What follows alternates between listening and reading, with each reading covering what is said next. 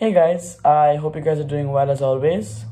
So, this is the third interview of the entire series, and this one's a little different because this one isn't with an adult, it's with a teenager.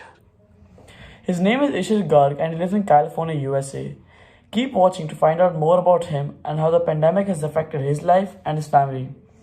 Also, guys, as I mentioned in a previous post about this as well, I would be looking forward to interviewing some of you people. If you're interested, do drop me a DM and I shall give you all the details necessary. Thank you for watching, guys, and I hope you enjoy the interview. So, hi Ishil. First of all, I would like to thank you for taking time out of your busy schedule today for giving this interview and sharing your valuable inputs and knowledge with us. I hope that we both learn a lot from this interview. So, first of all, for all our viewers out there, can you state which grade you study and how old are you?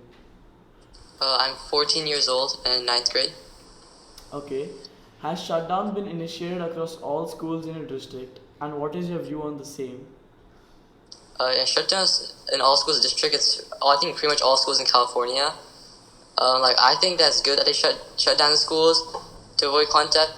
I think maybe for some areas a little bit unnecessary uh since like some areas are less crowded, and kids are less prone to the virus. But I guess since they can carry the virus and give it to parents, it's good to do that. And especially since we don't have a vaccine right now, and then we have to maintain social distancing. Thank you, Ishil.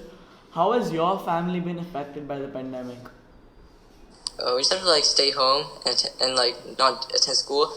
I'm happy because like from school now we don't have a lot of work, and then by the time my parents just for work from home. But other than that, it's not that many changes. How have you spent your time in this pandemic? I just spend my time doing the homework, playing video games, and playing outside because there's not really anything else I can do since we have to stay inside. Thank you, Ishil. What are the main points of discussion regarding the coronavirus in your social group?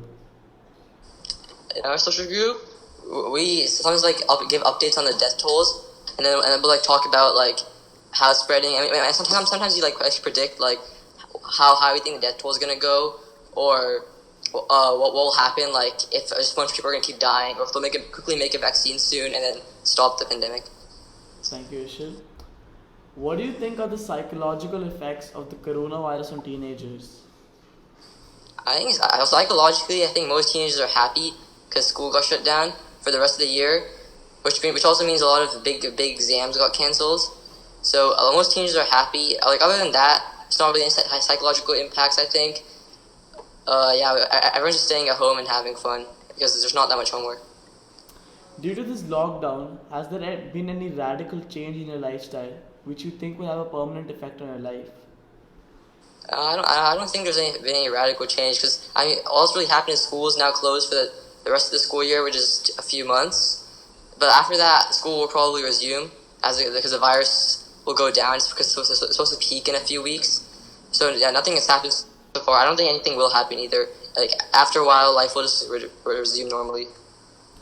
What do you think we, as teenagers, can do to help prevent the spread of the coronavirus? I think as teenagers we can just make sure to do like the same things everyone else is doing, which is social distancing and keeping good hygiene. So that we have to wash our hands regularly. A lot of people, like teenagers and stuff, are throwing parties after school ended, but people shouldn't be doing that because then that just makes the virus spread more.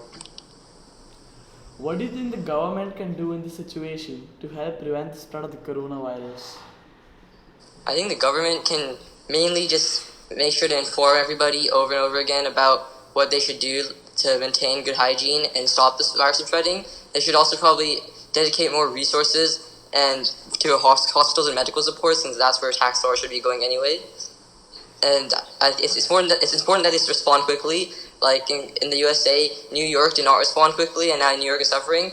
But on the other hand, the California governor did respond quite quickly, and now California is actually in a pretty good state when it comes to cases.